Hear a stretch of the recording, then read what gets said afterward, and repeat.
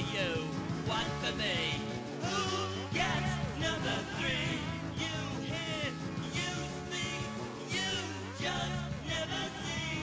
I'm gonna raise this place, take a good over place. Do you want it?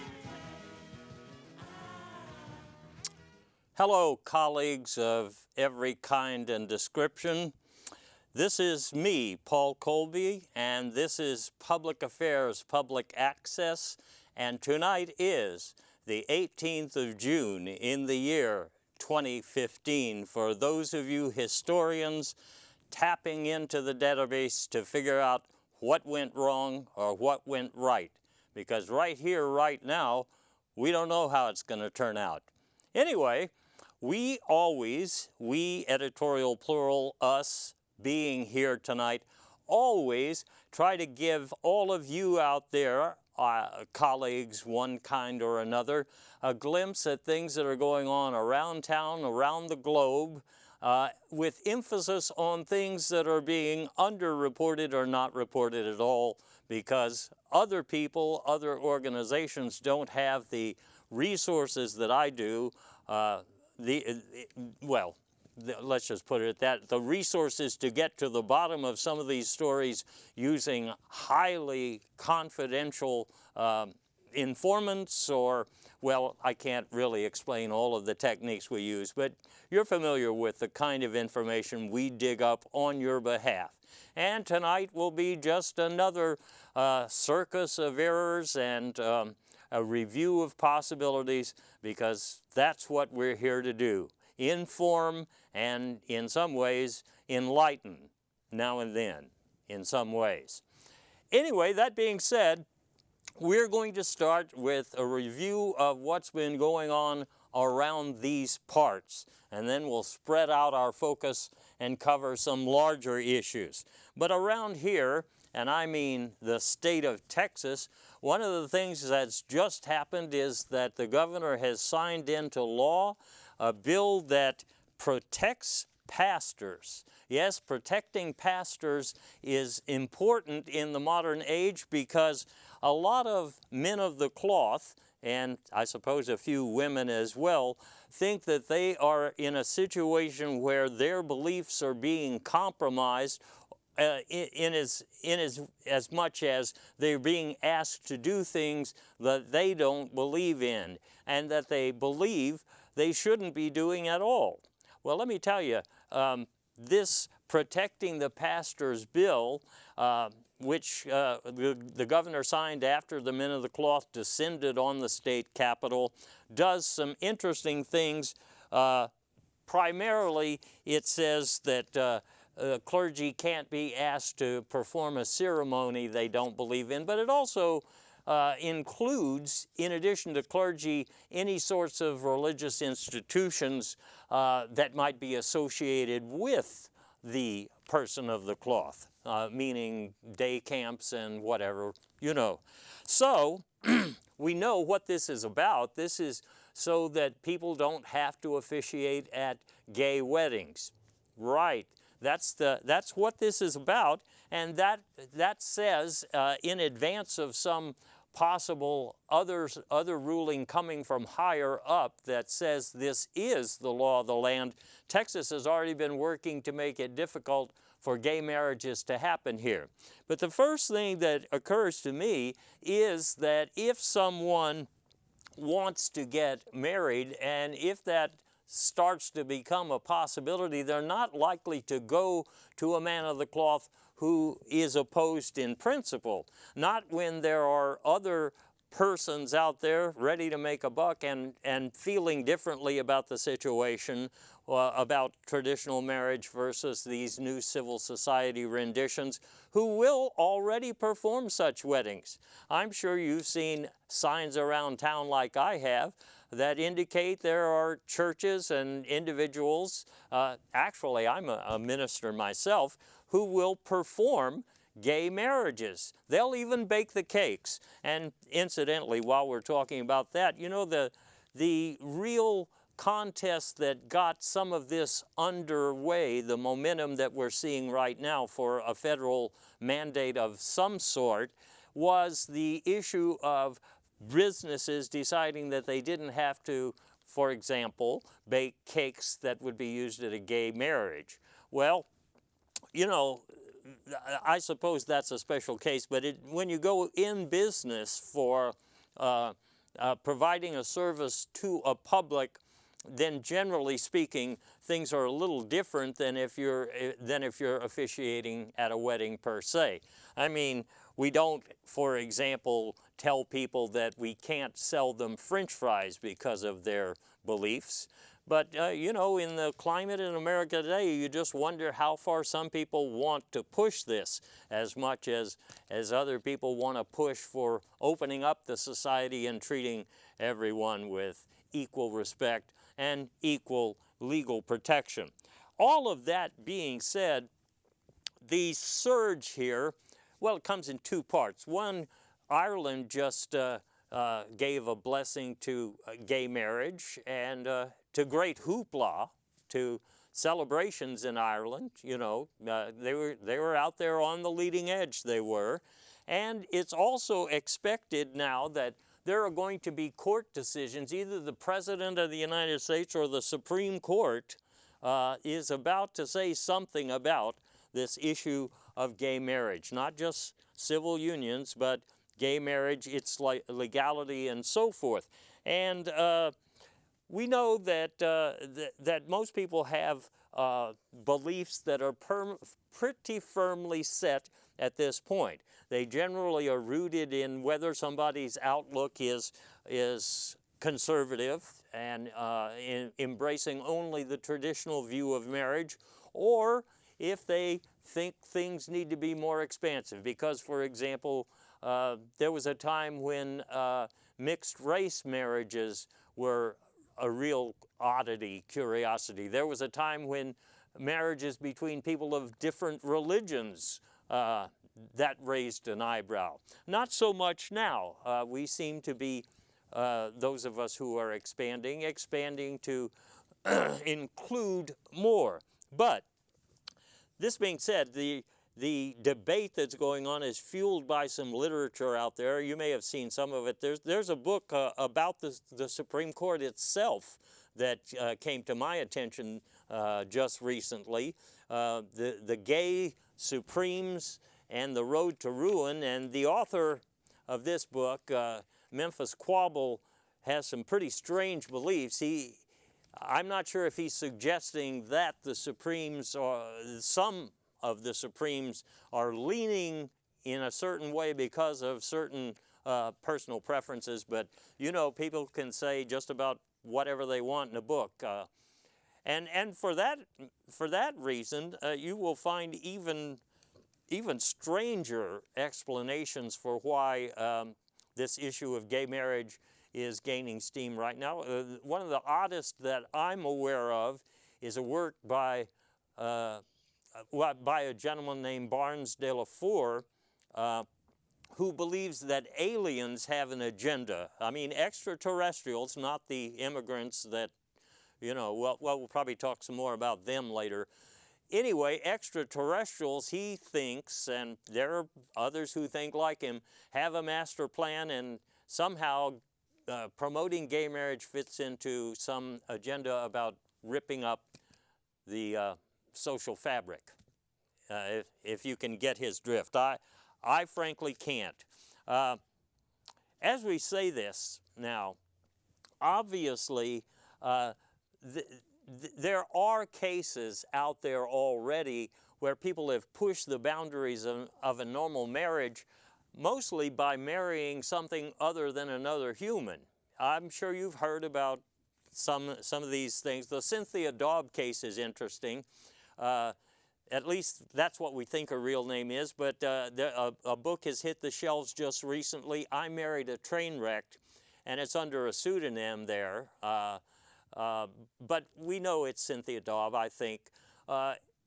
When her story first came to light, people thought, when she said, I married a train wreck, that she was talking about a failed marriage with a husband who couldn't get it together. But it turns out she really did marry a train wreck.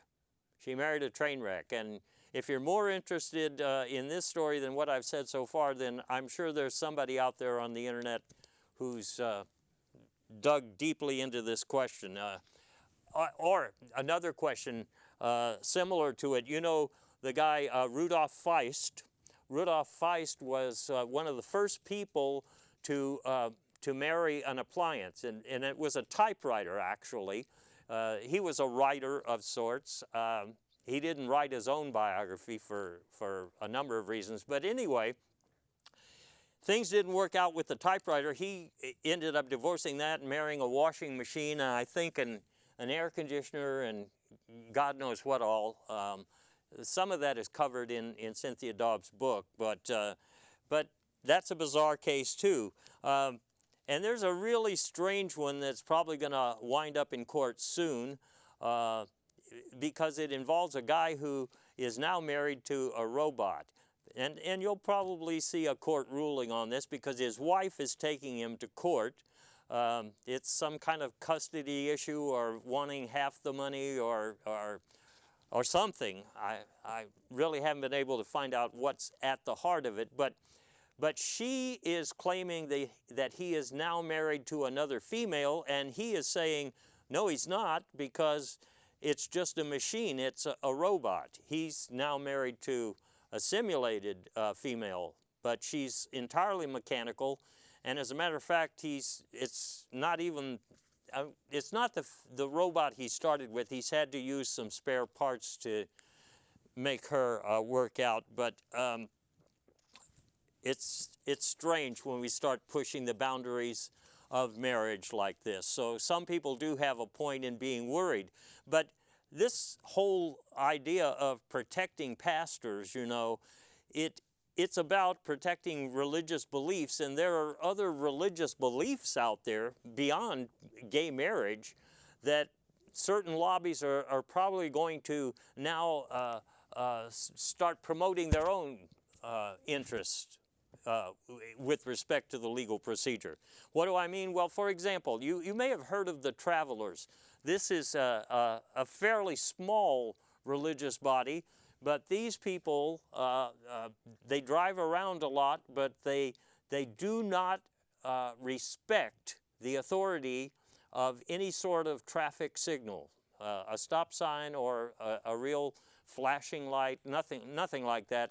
They believe that their creator, somebody named Zalkic B or something like that, will protect them when they're in traffic. And so they refuse to stop unless they are impelled to stop by some reasoner inside. I think they call it the reasoner.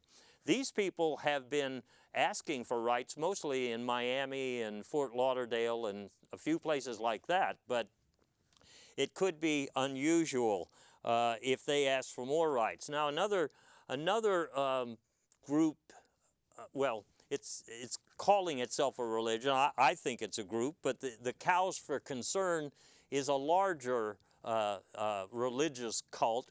They also go by the name of corporate bigwigs pretending to be Citizens United, and they really are cash cows for a lot of political candidates. In other words, they finance a lot of what goes on in the government, and that's why, you know, well, corruption. We'll be talking a lot about corruption tonight.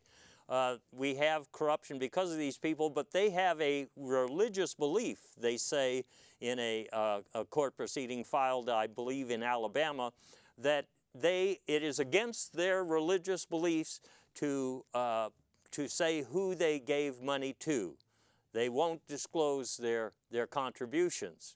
Isn't that unusual?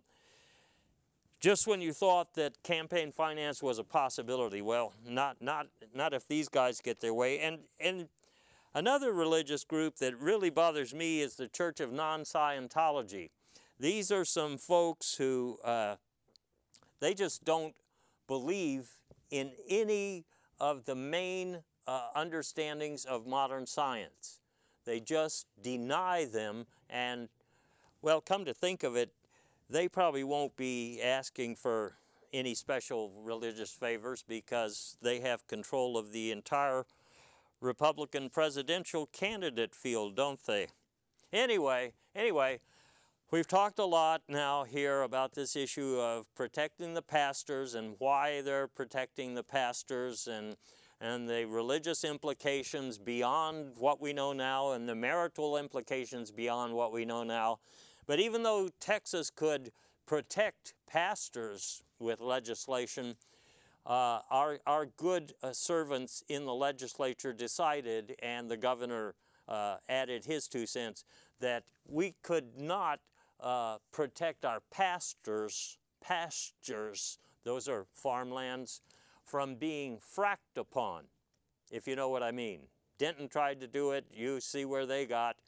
The law now says you can't stop us from fracking where we want. Just because you're a county or a local government. Too bad, Steve. Well, that's my 2.5 cents on that subject. But that's not the only thing going on in Texas. There's another thing going on in Texas. Right up the road here, July 15, a military training operation called Jade Helm. And in these kind of training operations, as you probably know, the military, especially some of the special branches, do some simulations right there in the middle of civilian traffic and right there in the middle of civilian populations and rural areas and even cities. This has been going on for a long time, but this particular military operation apparently has a bunch of folks in Texas really on edge, such that the governor has assured them by saying that the Texas State Guard is going to monitor the military activities that are going on in July. Monitor. Now, why are people so upset? Well, you may have seen this, the map we've got here. One of my right-wing so-called conspiracy type associates brought it to me the other day. He points out that what was obviously a Department of Defense training manual that indicated forthcoming martial law, you can see it's crossed out now and it just says Jade Helm. So there is a belief among many people out there that something is afoot here and that Texas is going to be subjected to some really bad weather. Now, bad weather, incidentally, that's an interesting phrase to use here. They believe, these conspiratorial theorists, that, for example, the unbelievable wet season we've had, the massive flooding, with 2 weeks ago, whole areas underwater, and now 2 weeks later, another assault from Tropical Storm Bill. They just think that there must be something going on where the military or some arm of the government is punishing Texas or weakening it up so that it can be easily overturned. Frankly, I just don't see it, especially since Tropical Storm Bill just barely got my porch wet. So if that's, but anyway, they make the case that after all that time that Governor Abbott, then the Attorney General of Texas, spent suing the federal government over issues involving the EPA that, many of us, I can't say most of us here in Texas, disagreed with, they feel that some sort of revenge is being taken out on the state and that we're actually going to have martial law here. Now, frankly, in my mind, ever since 9/11, we've had martial law here. They call it they used to call it the Patriot Act, and I guess I'll be getting into some of that a little bit later. But, you know, martial law per se, I didn't believe that so much, you know, military occupation as such, until I came across a very interesting blog post on the internet the other day. I mean, this really stirred me. The whole thing's not here, but you can see the point.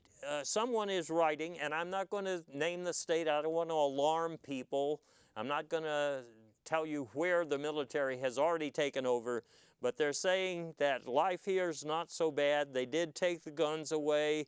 The people are eating rations, but the viceroy is a fun guy, and the kids enjoy not having to go to school. So as far as me and my highly paid and highly intelligent staff have been able to determine so far, it appears that 1 and possibly 16 American cities are now under military occupation. But I just thought you might like to know in case you see some unusual people walking around in your neighborhood. That's enough talk about Jade Helm. Here's another interesting sort of sidelight to what's going on. Some of you like organic food, right? Yeah, you're kind of healthy in mind and body, and so you like healthy food, and especially organic foods. You probably went to health food stores of the type, let's say similar to a Whole Foods or something, to get them when your regular grocery store chains didn't have them. And as a result, some of these health food type stores worked out some pretty good symbiotic relations with organic farmers when they were the only ones selling organic foods and stuff that could carry a label that said it was grown organically. But now the grocery stores, the big grocery stores, the regular, so the underground Walmarts, ha ha ha. Anyway, now that organic food is showing up in a lot of these places, there's price competition going on, and so the health food type outlets don't have a monopoly on organic foods anymore. And so to stay in the game, competitively speaking, they're going to more standard products that you might buy in a grocery store just as a way of surviving, and they are calling these not organic but responsibly grown. Now, responsibly grown doesn't really have any legal meaning at this point. So, some of the things you see on these labels, when it says that it's responsibly grown, I noticed one saying grown in an area where no trombone players were tortured. And that's important to me, of course. And another, grown in an area where dogs are taught a second language. Well, that's nice, but the one that really got me lately, I was getting some organic rutabaga the other day, and look, I just passed the dog food aisle. I got some horse meat helper, and I looked at the label. The attendants in the area where it's grown were properly clad, for the most part. So, I don't know if you can trust these new labels about grown responsibly to speak for very much. Anyway, there's also news over at the international airport here in Houston, a new air carrier, Air Nippon from Tokyo, offering one-way service, direct service. I guess that's big news at the airport. I'm glad to see there's some activity going on here that's good for the economy, but I'll tell you what, airports and airlines have been nobody's favorite since 9/11, really, since all of the security measures we've had to endure were stacked on top of other silly stuff. One thing, these days it's tough getting on a plane. You go through the scanners, and you take off your shoes, and you take off your belt, and you take out your cell phone and all your change, and God knows you spend as much time at the airport as you do in the air getting somewhere. But some people these days are being subjected to even stranger, I don't even know what to call it. I haven't had a cavity search yet, but then again, I don't know if I have average-sized equipment that would tip them off to get me in that line. Anyway,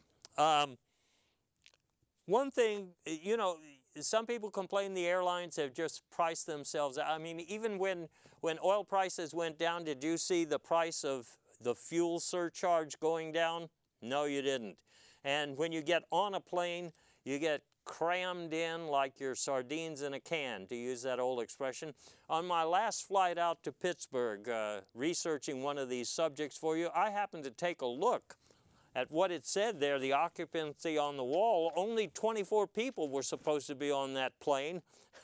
How many, or you know, it also had it in pounds. So how many planes have you been on that have a couple of dozen people? It's more like, you know, 124 people every time I got on a plane.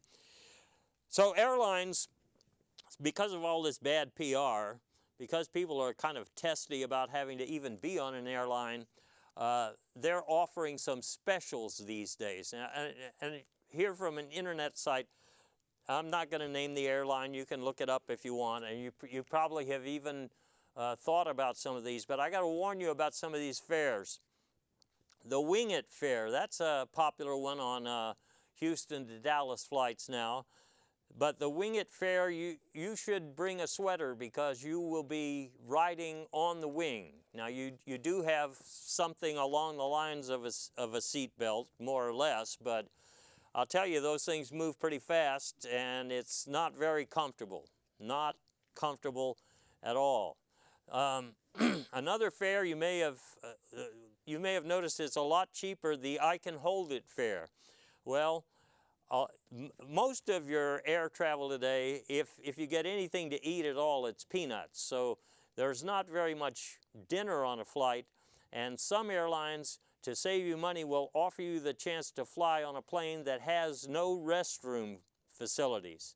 So if you can hold it, then that's a pretty good deal. But for example, I don't think I'd take the Houston to LA, maybe the Houston to Dallas. I understand they've had some problems with floodwaters. Oh, I'm thinking of the flood, yes. There's also the I Missed It fare, and this is an unusual one. I'm not sure how many people would really be interested because, for example, if you didn't make the Thursday flight, say to Dallas, you can, on Friday, you can buy it real cheap. What that would accomplish, I'm not sure, but so you're not going anywhere, but you do get pictures on this flight. So that's what I think of the airlines. They're not exactly doing you any favors. Anyway, that's what's going on in Texas. Let's spread out to some other states. One problem Texas has, but other states have, is idle rigs because of what's going on in the oil industry today. And notice I'm not saying idle rigs like American Idol, where something was rigged recently and a talking fish. I didn't even see this one. It must have been pretty interesting because the talking fish was supposed to make a movie and now he's in a rest home. I don't really know too much about that, but anyway, the idle rigs, the ones that drill for oil and gas, and the ones that drill. Well, there's a lot of, there's about 50 of them that are idle right in the vicinity, and as I say, other states have this issue too. So what are you going to do with this equipment that you can't use? Well, leave it to the people who think these things through and have kind of an entrepreneurial bent. It turns out that you can use the parts from one of these rigs to pretty much fabricate an entire sports stadium. I went to look at a couple yesterday because I was told about this, and sure enough, all of the parts that were being used in these stadiums came from some drilling rigs that were taken apart. Yes, sir, they were taken apart. And that's not the only novel use I found. A lot of people like amusement rides, and there is, in a nearby county here, it's in Hidalgo County or someplace in Texas now, I think they're putting up one of the largest bungee drops in the state. I think it's a half a mile high, built from an old drilling rig, and this one too, you're advised, anyway, there's no seat belt on this one, so you're advised. And the old stand by the roller coaster. I mean, these things just, you know, just you can almost see the rig that it used to be when you look at it now. You can see that right now. Before I get to what I think is the most novel use of all, I want to tell you that one entrepreneurial idea that did not work out was drilling in the dental sense, because some people figured that these rigs, being as large as they are, could do the drilling, the dental drilling, on very large land mammals. As it turns out, and I think they probably could have figured this out just by going to an encyclopedia or watching a science show, but maybe they were non-Scientologists. There's just very few brontosaurus or any of these types running around these days, and the people who own the very few that I know of, they already have dental plans, and I can't explain those dental plans. But the most amazing use I've seen for these oil rigs, there are some artists in parts of California, and they're thirsty, and I'll get to that in a minute. Some artists in California are able to take the spare parts from these idle rigs and create almost perfect representations of some giant lizards, and they're the lizards that are, well, I'm not sure of what they're doing. Ed, do we know? No, I guess we don't know, but they certainly look like real lizards to me. So anyway, that's what to do with your drilling rig. And if those rigs could just drill for water in California, that would probably help. So, you know, you may be quite aware of the drought situation in California. I mean, bad scene. In California, the government, Governor Brown and the other parts of the government have already put in place a 25% cut. And Governor Brown was saying recently the days of watering your pretty lawn are over. Well, if people follow the law, they're over. You know how people are. You're going to take that hose out of my cold, clammy, however that goes. But some of the rich people in California aren't bothered at all, and I'll tell you why. You remember what we used to have for grass in the Astrodome? Yes, AstroTurf. Then artificial turf started getting used in stadiums all over the country, and then with a lot of sports injuries, it started to fall out of favor, and now a lot of stadiums are getting rid of their artificial turf and replacing it with real grass anymore. A case in point, out there, New England Patriot Act Stadium. Some of you have probably been there. It's a swell facility, but it's being remodeled now and being turned into the 8 Mile High Stadium. And one thing they've done is they've torn out all of the artificial turf, and so the rich people in California aren't worried about their lawns at all. They've just bought, you know, big patches and put it down, and boy, if there's a low-maintenance product for a front yard, this is it. We might have to consider it in the central part of Texas if we ever dry out again from this latest rain massage. Some of the things that the governor has asked people to do in California are a little disturbing. He's asked people to pee outside, and what he said is, you know, we have to kind of get over our social, you know, our hostility to the concept. There's other societies, even parts of Europe, where people wouldn't be bothered by, you know, well, anyway, it's not an idea Americans like.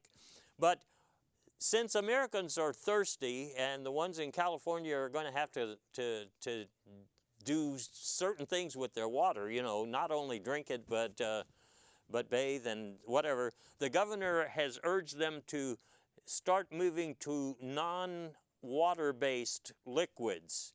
And I didn't know there was such a thing, so of course me and the staff looked it up. It didn't take long to come across some of the products that are out there.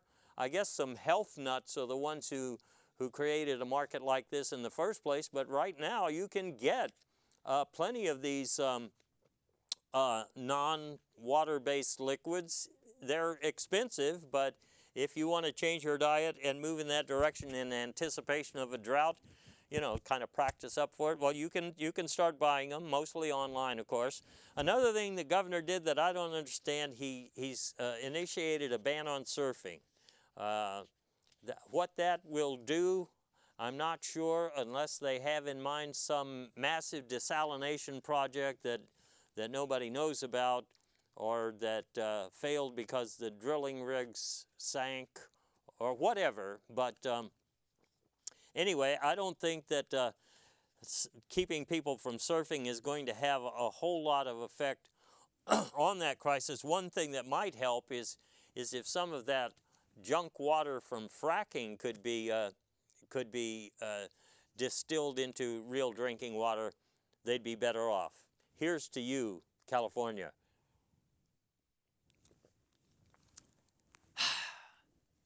Now, things are happening also in Spokane. The head of the NAACP in Spokane turns out to be a Caucasian woman who's had people thinking for quite a long time that she's a black woman. Interesting case this is. I mean, this is pretty disturbing. I mean, this pretending, you know, is part of the American, I mean, but this is more serious than a bunch of people at Fox pretending to be news anchors, for example, or reporters.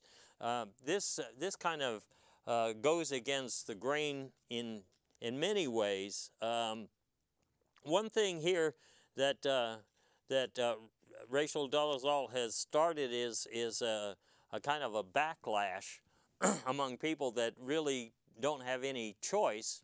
And not that she didn't do good work doing what she did, but she seems to be a pathological liar at a level that that few public figures. Well, I'll have to take that back.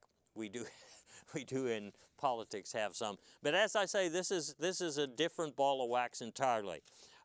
One thing she's said lately in response to specific questions, or in evading specific questions, was that she was raised in a teepee. And of course her parents said that's not true, but as usual, these things inspire other people. So there's a punk rock band led by Racial Prejudice, who has just released, and frankly to me, talk about pretending, it looks like some guy to me pretending to be a woman named Racial Prejudice. But their song Raised in a Teepee is a big hit. I mean, what passes for a big hit these days?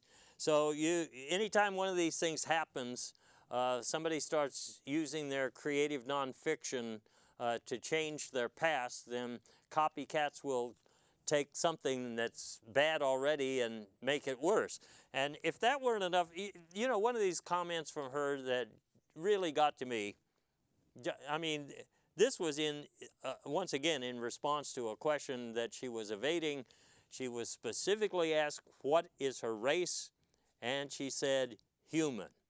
Well, who among us would have any problem saying that? I mean, we're all part of the human race. I mean, well, I have to take that back. Some of you are familiar with other conspiracy theories. People like David Icke and others have said that, you know, the lizards, the shape-shifting lizards from other parts have been here for a long time pretending to be human. And there is a book on this subject, I Passed for Human. It's by this entity called Zoclic 2-1. Now, where have I heard that name before? In connection with one of those religions, I think. Anyway, I remember his book, I Passed for Human, and I passed for 2,200 yards in one season. So I guess that makes him a pathological liar as well. But anyway, I just hate it when people pretend, unnecessarily. I mean, you've got to justify that kind of behavior to me. Some people, though, pretending to be someone else, I can understand why they're doing it. What's going on in New York right now? You've got some escaped convicts, some killers, some escaped convicts avoiding the authorities.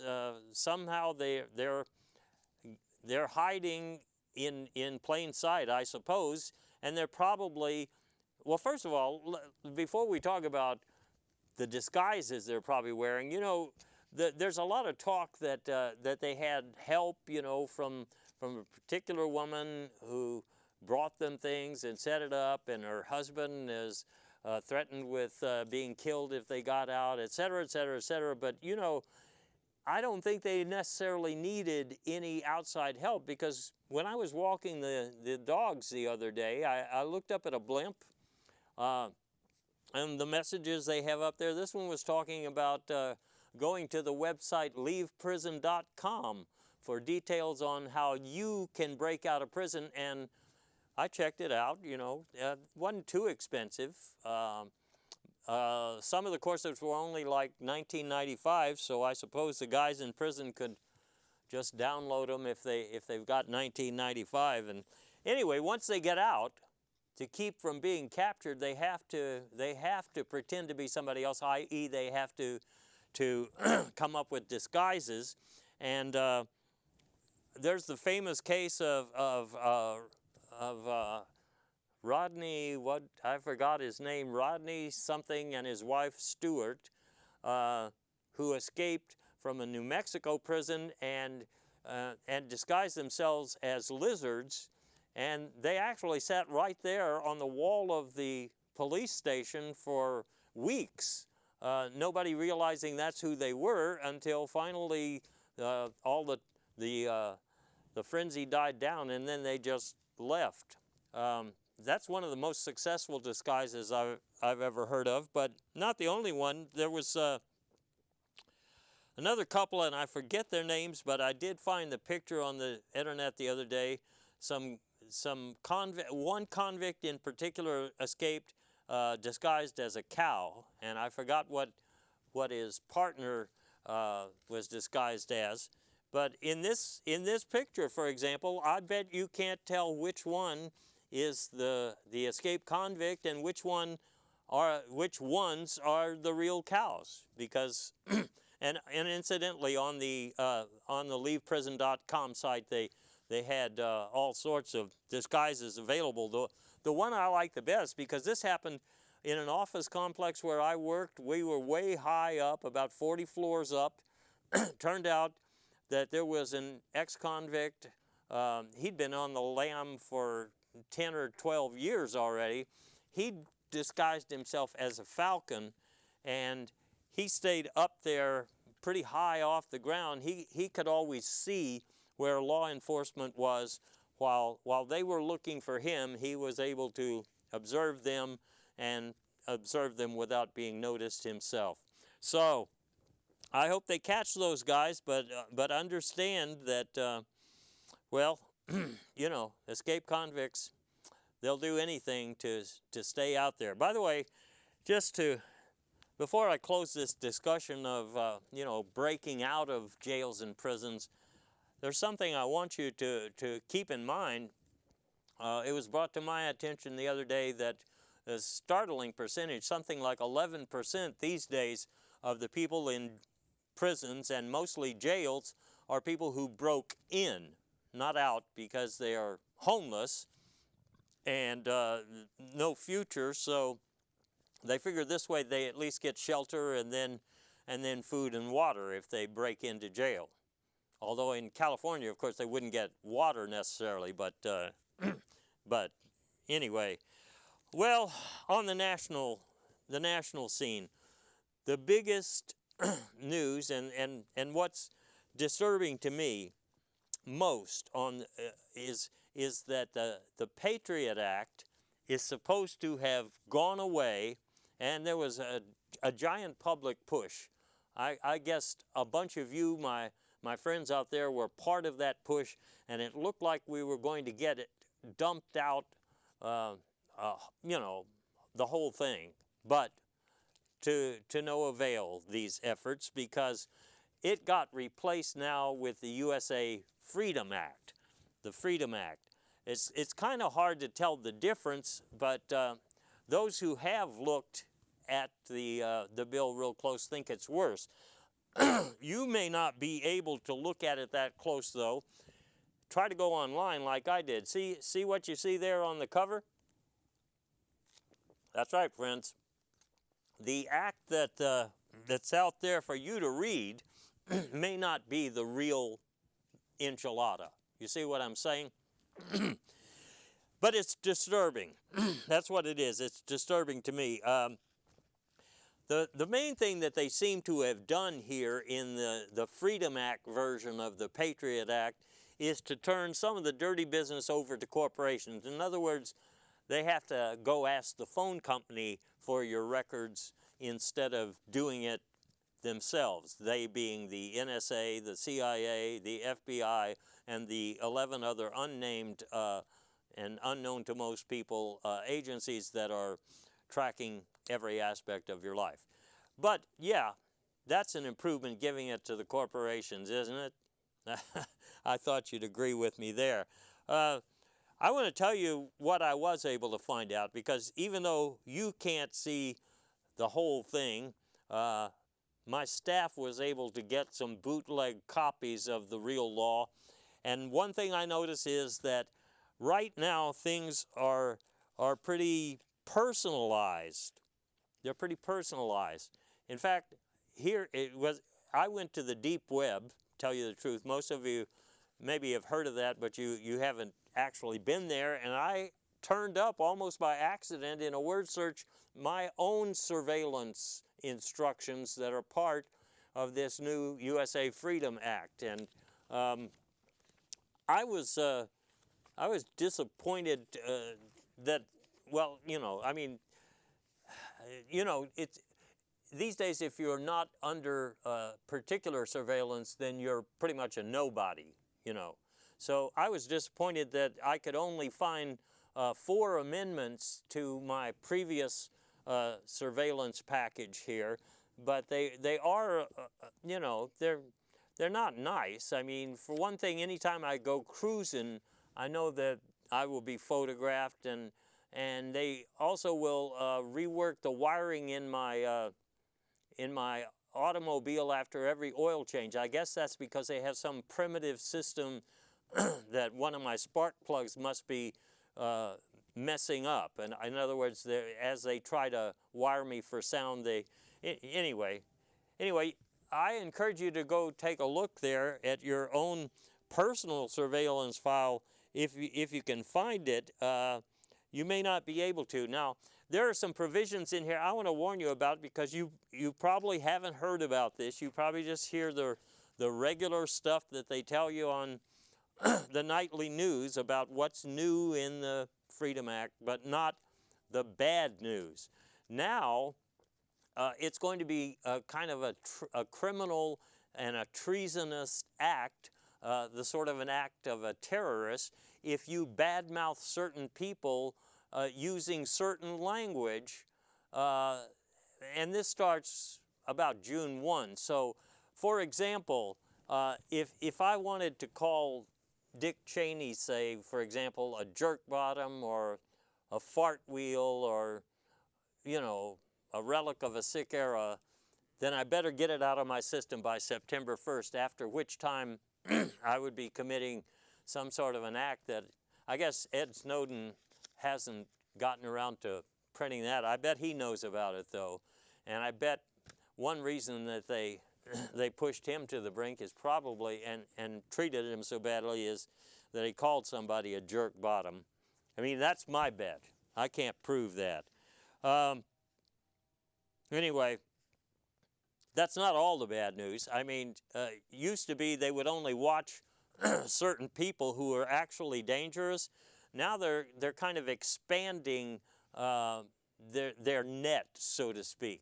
And they want to go after people who make subtle distinctions. They think that those people are dangerous. Like, let me read this, for example, where this is quoting the actual text of the act.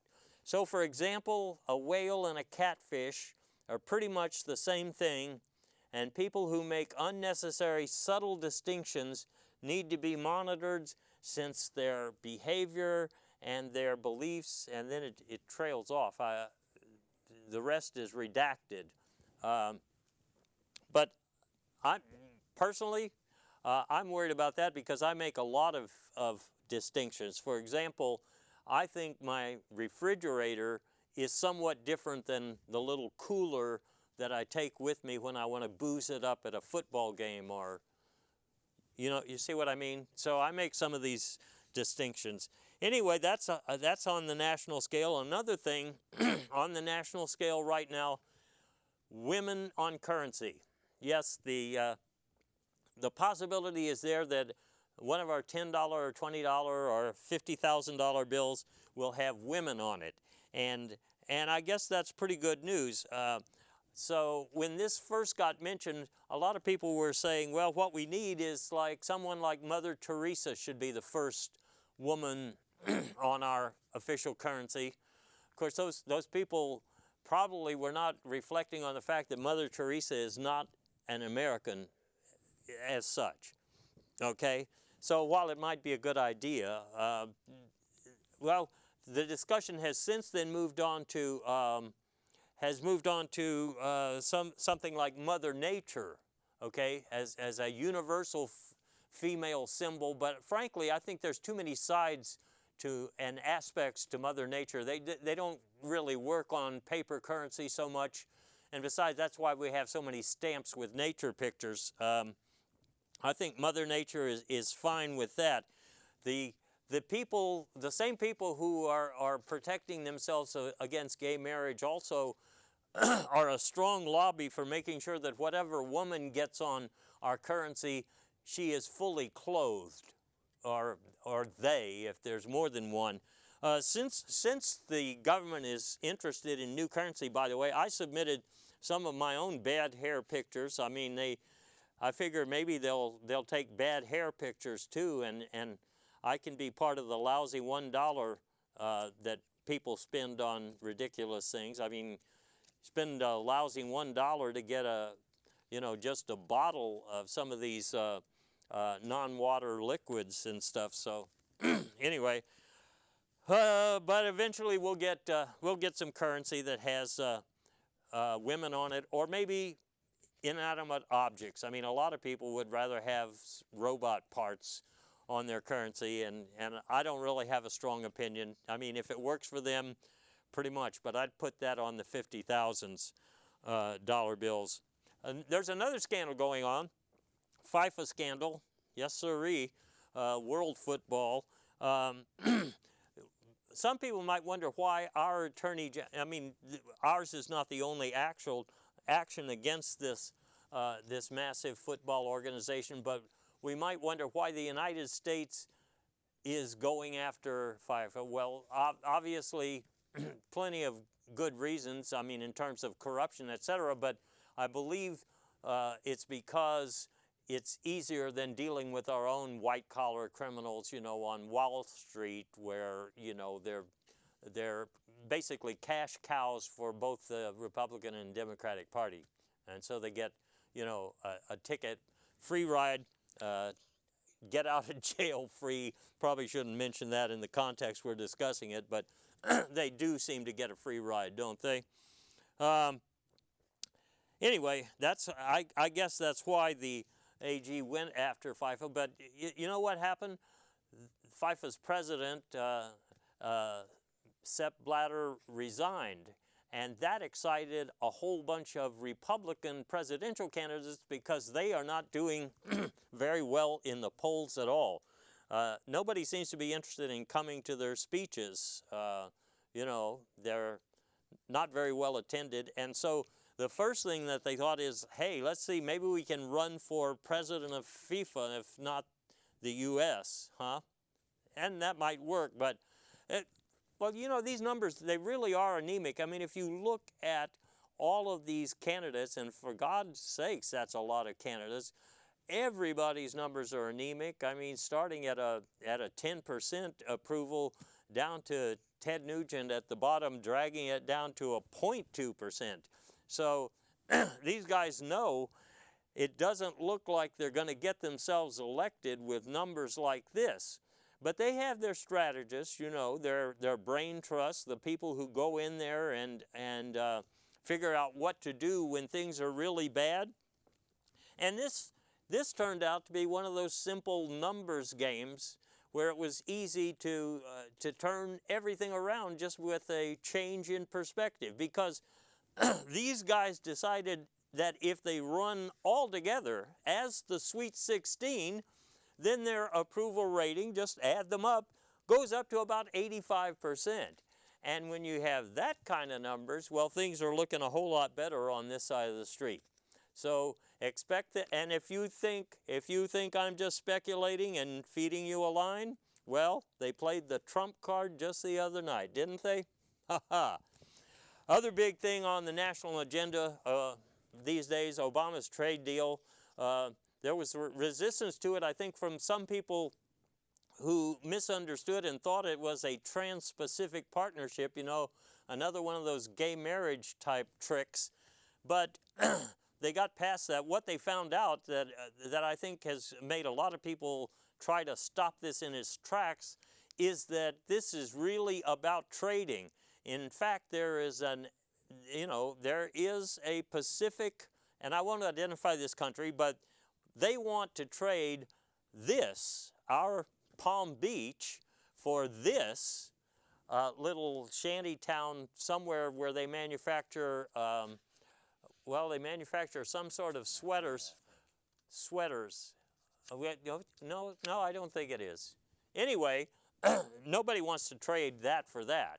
That's kind of what slowed down this deal, of course, but American corporations will get back on board because they need some place to sell their trash. Yeah, I mean, to sell their products that aren't selling well here. And finally, let me just tell you one thing. You've heard about Chinese-linked hackers breaking into government databases, and God knows what they took. Well, another trip to the deep net, I found a website that offers federal government files for free, almost free. And I bet I know what they came up with. I'm interested in Taylor Swift's hat size, which they promise I can have for almost nothing, and also a raccoon chili recipe and a list of all the phone numbers on America's Mars base. I've always wanted to go there. Anyway, there's so much more going on, but that's all we could get to for tonight, folks. So I hope you leave home now, or leave for home if you're still working, for goodness sake. Yeah, if you're still working, you should leave for home, and otherwise you should leave home because it's getting pretty dangerous out there. So if you do go outside, you might consider a disguise, but don't pretend to be somebody you aren't. And also watch out when somebody offers you a good deal, because we've discussed a few of them, and they're not that great when you look at the fine print. And that's what we always do when I show up here on Public Affairs, Public Access. I bring you the efforts of my staff and myself to read the fine print so you don't have to, especially if you have to wear glasses. Good night, everybody.